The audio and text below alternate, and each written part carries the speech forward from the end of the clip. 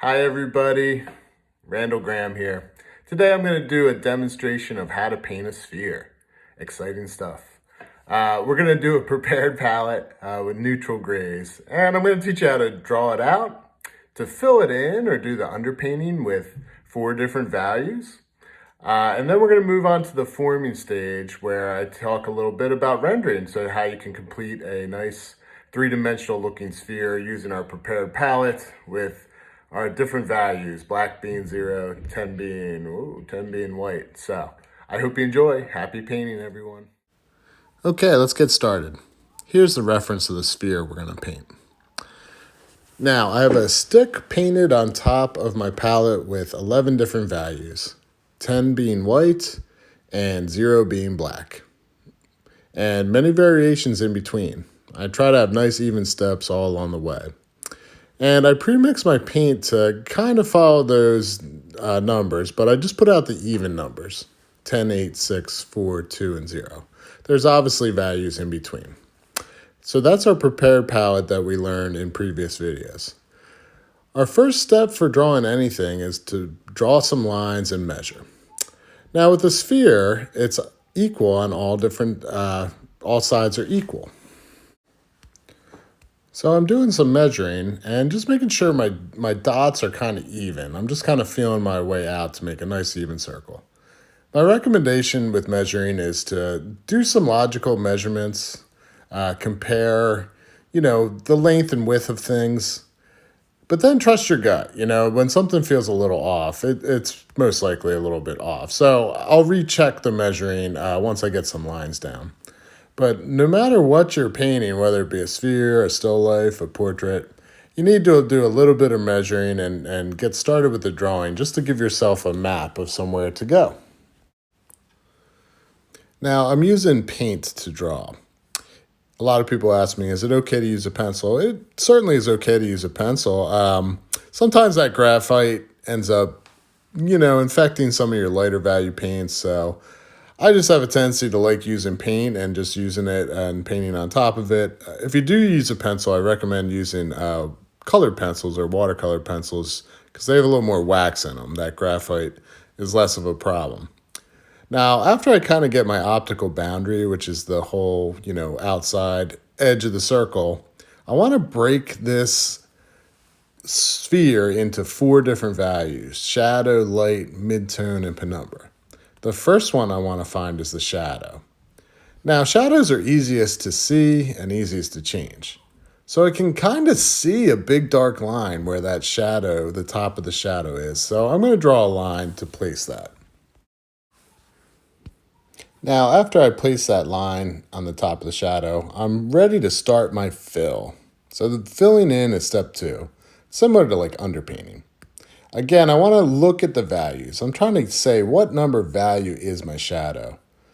I'm going to guess a value number 3. So I took a bit of my value number 4 and a bit of my value number 2. And I started filling in a really simplified shape of that shadow. Kind of looks like a half moon. The top of the line's like a happy face. But I'm trying to use my value to fill in that simple shape. It's very important to stay simple and not overthink it. So in the beginning, even though I see reflected light and some variations in the shadow, I just want to pick a good dark value that matches what I see best that I can. I want to use the paint kind of thinly, so I am using a little bit of liquid. I want just enough paint to cover my canvas and not see any of that canvas showing through. But I also don't want too thick a paint. I don't want big globs where I can see lots of ridges. Because in the future, that paint being too thick is harder to change. My next section I want to find is my light mass. Now, my light bulb in this photograph that I'm using is coming from the top and the left. So the top left plane of my sphere must be getting the most light. It's closest to the light. So that's going to be my lightest value. So notice I put my shadow in first, and I want to find the other extreme next. So I'm using an 8 value. That's what I'm guessing for my light value fill. So as I fill this in, remember that I want to break this sphere into 4 different values: light, midtone, penumbra, and shadow. I'm also going to put some background in around this shape when it all's done. So when you're filling something in, you basically need at least 5 different values: shadow, light, midtone, and penumbra. And some background too for that 5th value. I'm also still being good about kind of using a little bit of liquid as I fill in this light mass. Again, I'm really simplifying the shape. And I'm thinking about the different planes. There's no line that stops light and changes to midtone that we see. Like we see the line in the shadow is much easier to see. So that's why I'm doing light next.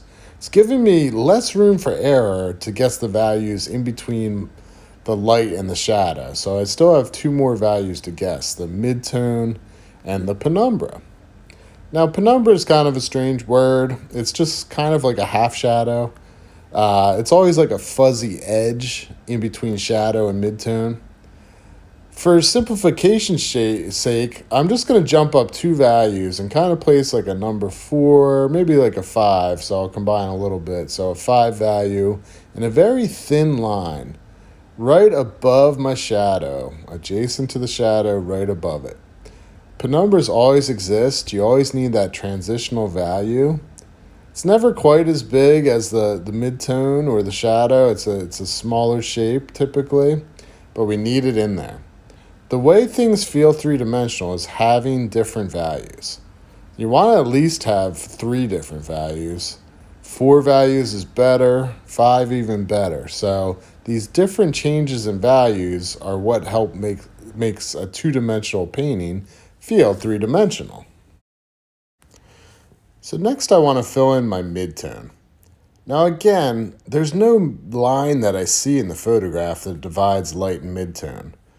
So that's what's helping me figure out this sphere, painting by principle.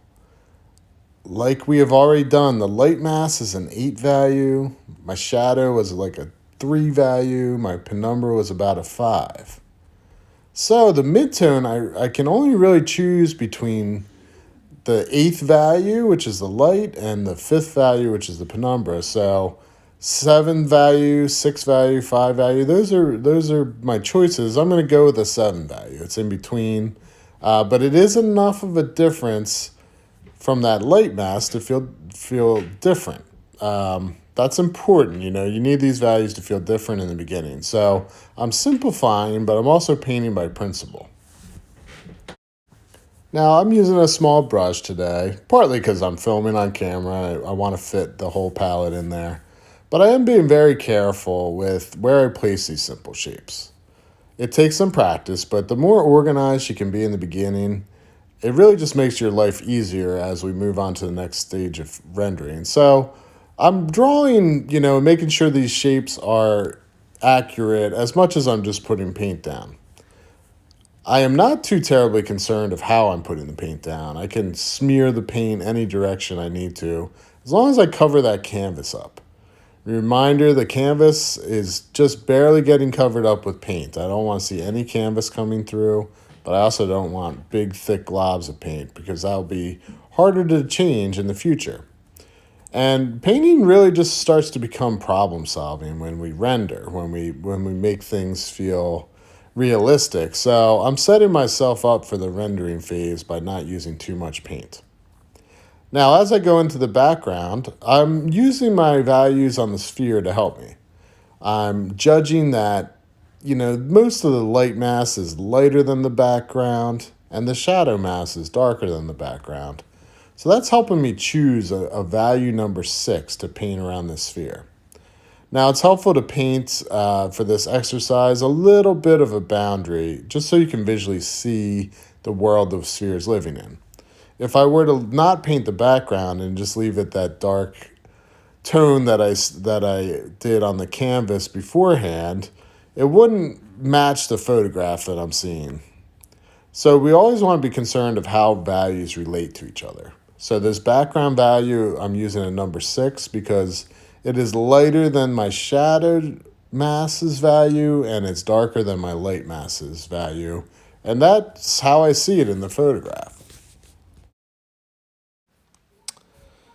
As I continue to fill in this background with my number 6 value, notice how at times I'm also fixing the drawing of my sphere.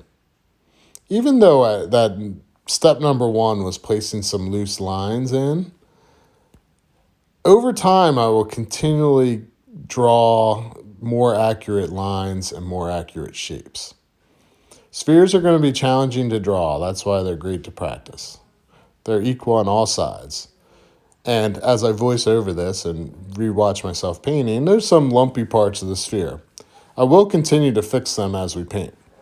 So that's an excellent opportunity to adjust your initial drawing is when you're putting your background in before we move on to the next phase.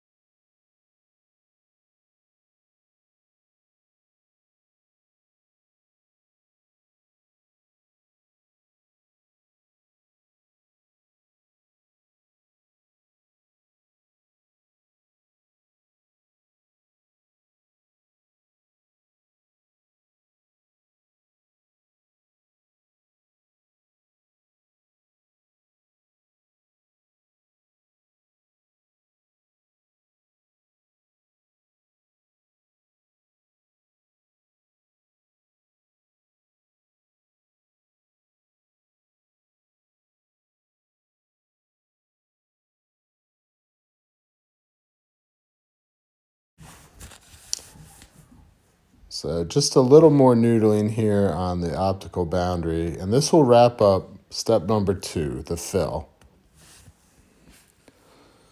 So now we're ready for phase number 2, forming. Lots of things go into the forming phase. Mostly rendering or blending our values together, but also adjusting values, adjusting drawing, anything that needs to be fixed really. This forming phase is going to always be the longest part of your painting session. It's kind of like clocking into work.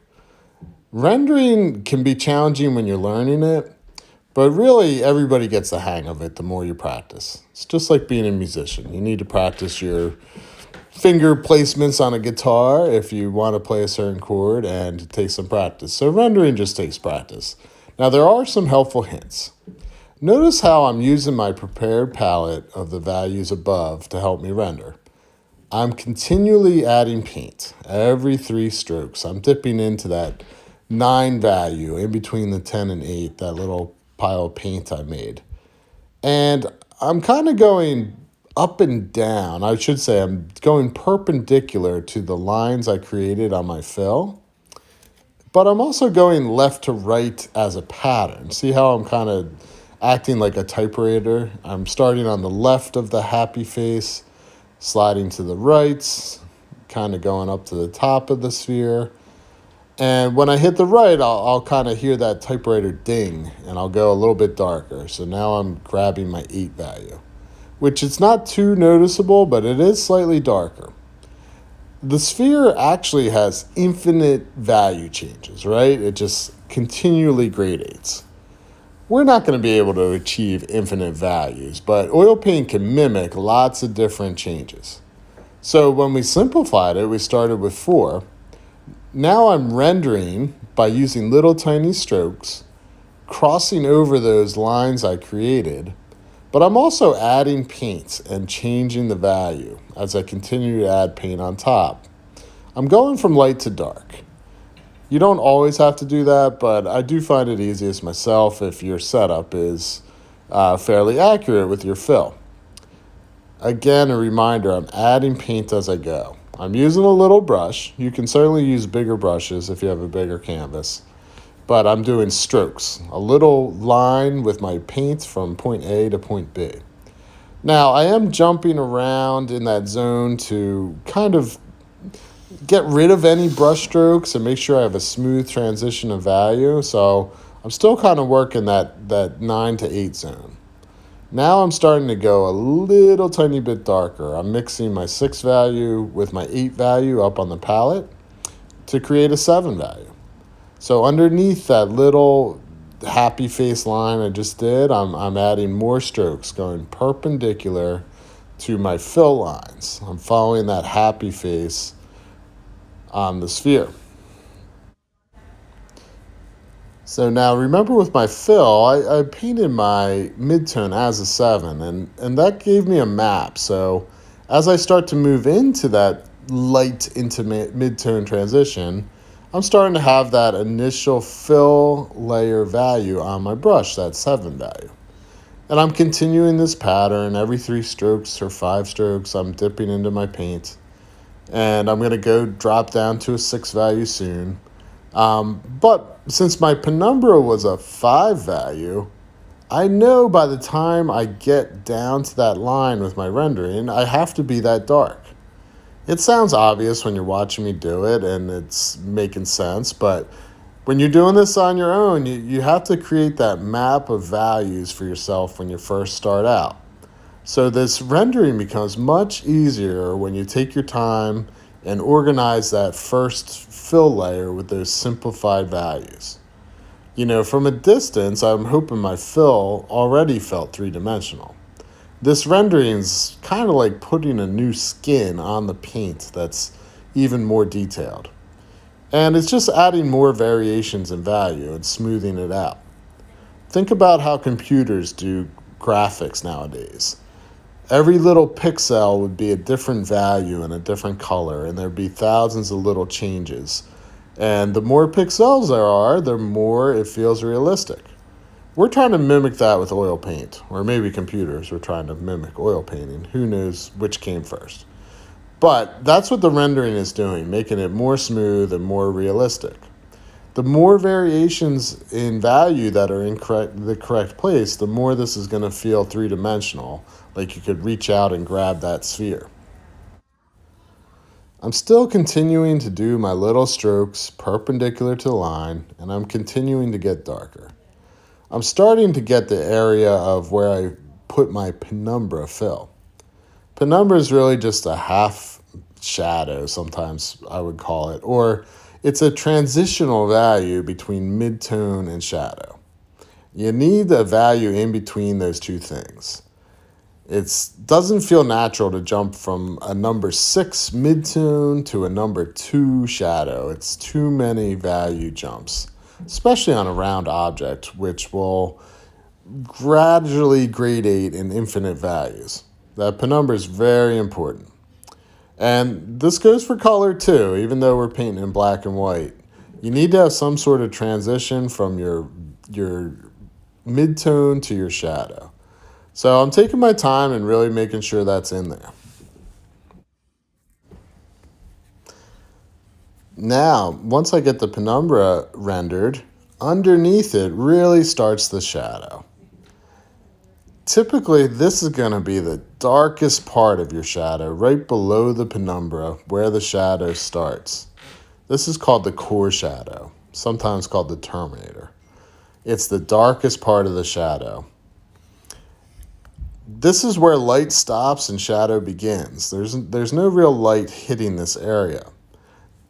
As we progress down the sphere, we'll start to notice reflected light bouncing into the bottom of the sphere, but this spot is always the darkest. Shadows should be a little more simplified than all the light masses, but you still want to make sure you have the feeling of two different pieces of the shadow, core shadow and reflected light. So as we spend time rendering this on video, let's review the pieces we've used so far. We've had light, midtone, penumbra, and shadow. That was our simplified fill layer. Now I'm starting to tack on a couple more pieces to any shape you're painting. The core shadow is the darkest part of the shadow, and the reflected light is the lighter part of the shadow. Later on in this video, I'm also going to add in a highlight on the sphere. So eventually, when you render everything, you want to end up having highlight, light mass, midtone, penumbra, core shadow, and reflected light. You can have more than one of all of these. You can have multiple midtones, you can have a larger penumbra, maybe a couple different value jumps in reflected light, but you should at least have all these pieces in any realistic painting that you want to have some three-dimensional form to. This is typically where it takes me a little pushing and pulling to get the core shadow right. I'm even dipping into black here to make sure it's nice and dark.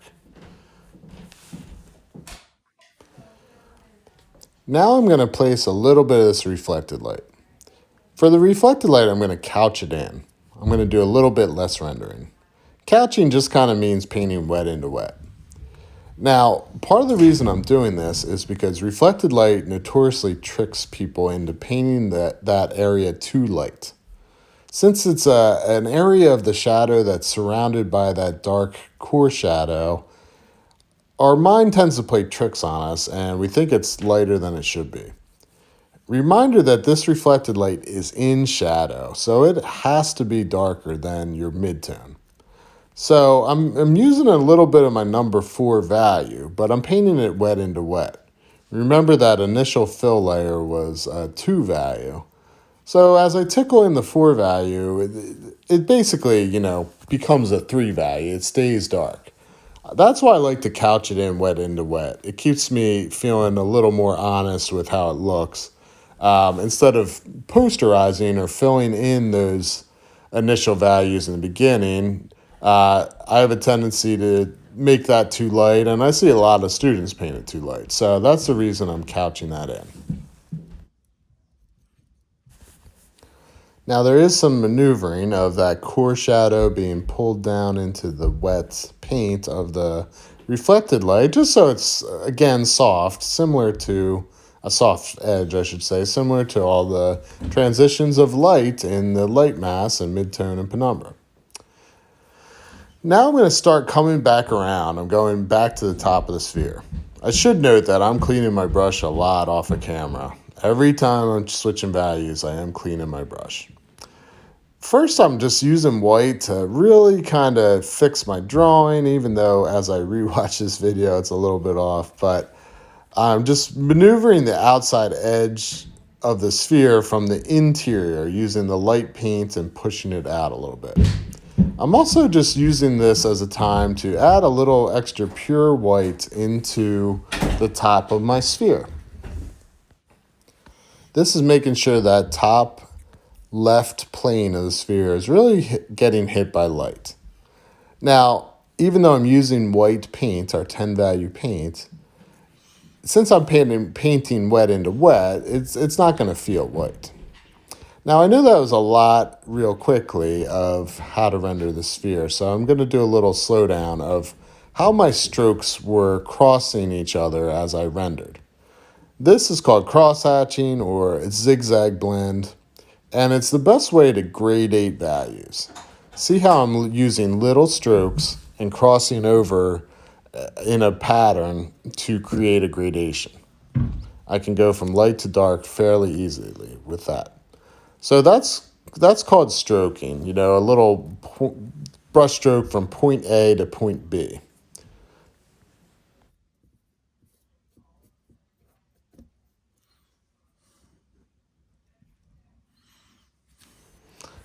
I recommend using those strokes to do all your rendering for your first couple passes in your forming stage.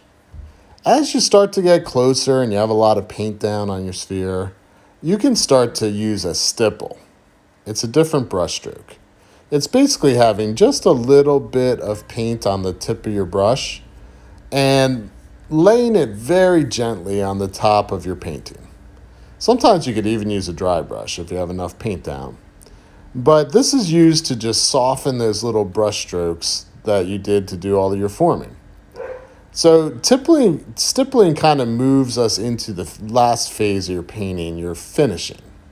So again, the review, we drew out some lines first, step 1.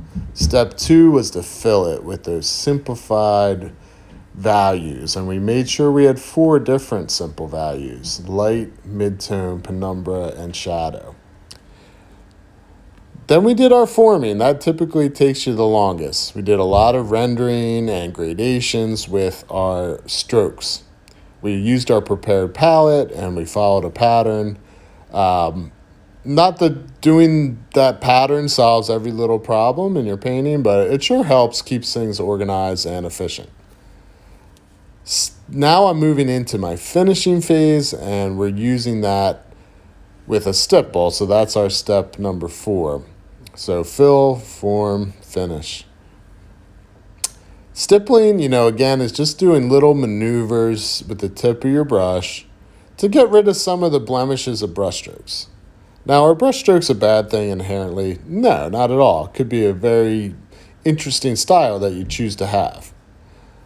But I'm more concerned with making sure that my values all gradate very nicely from, light to midtone to dark to penumbra to core shadow to reflected light. So any little brush strokes where maybe the top of the brush stroke happened to be darker than the bottom of the brush stroke, just from me cleaning my brush or, mixing in the mineral spirits as I clean my brush, or many things can happen when you're painting. So this little stippling is basically cleaning up those brush strokes. I'm also using this time to pull the dark penumbra kind of up the edge of my sphere. This is creating an edge plane. So edge planes always get a little bit darker and a little less chromatic. We see these edge planes because, we have 2 eyes and we can see around the corner of spheres. I'm going to speed up the video here for a few minutes just to speed through my rendering, but basically I'm still doing my stippling. I'm still just smoothing out my penumbra, making sure it's a nice, pretty transition in values.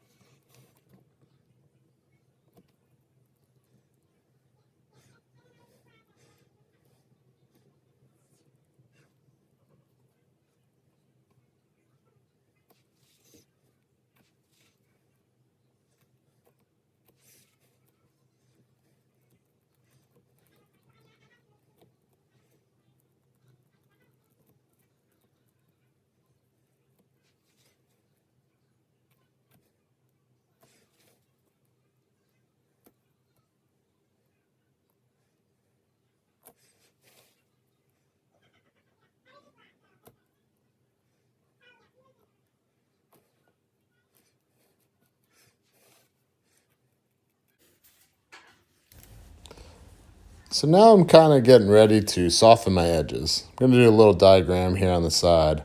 So there's 2 ways to gradate your values.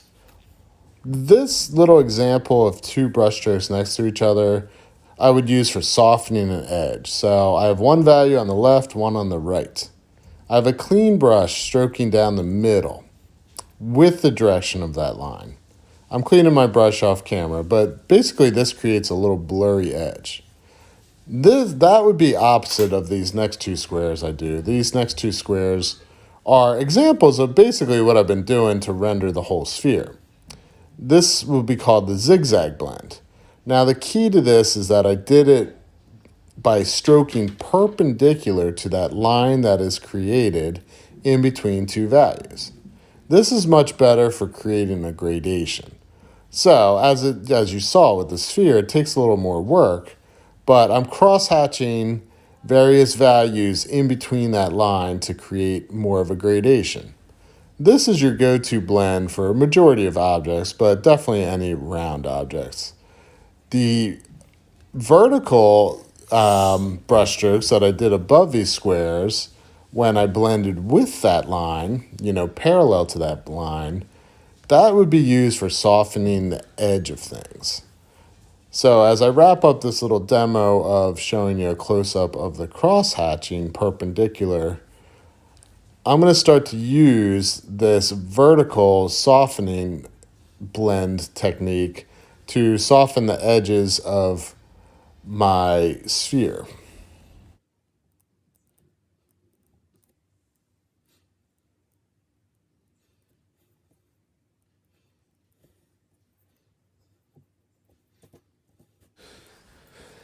As you can see, this just takes a little bit of work. Don't get too frustrated. This is typically a time where students you are a little bit hesitant to mess up their nice line that they've been working on for so long. With oil paint, I know it's a little bit scary, but really, you can push and pull paint around very easily in the grand scheme of things. So if I'm just being very careful to work along the edge, I should be able to soften it up and have a really nice look when all is said and done. I'm also working on those edge planes being a little darker as they curl up the sides of the sphere. Now, another thing that we have to start to work on putting in these final little phases is our highlight. So highlights have two pieces, a halatial highlight and the peak of the highlight. To paint them, you pretty much do the same thing twice. So first I'm putting in a big glob of pure white paint where I see the highlight. And then I'm softening its edges. I'm just kind of mushing it around into the wet paint. Since I had enough paint down, this just kind of softens into, meeting into that value underneath it, that layer underneath it. As I put in the white paint and then soften it up, this creates the halatial highlight, like the halo. Then really I just want to take a big glob of white paint and repeat, but only put that thicker paint right in the middle of my halo.